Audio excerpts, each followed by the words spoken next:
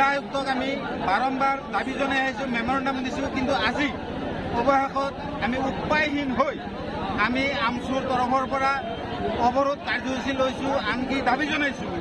অচিৰে যদি এই কাৰবাৰ মানে যি লুটৰাজ ভণ্ডামি, যি গুণ্ডামি, এনজিঅ'য়ে যি গুণ্ডামি কৰে আমাৰ এই অসমীয়া ব্যৱসায়ৰ ওপৰত, এইটো যদি বন্ধ নকৰে তেতিয়া আমি আজিৰ পৰা গোৱালপাৰা আৰু দক্ষিণ শালমাৰা মানকাছৰ জিলাত কমপ্লিটলি ইকনমিক দিলে আমি বন্ধ কৰি দিছোঁ।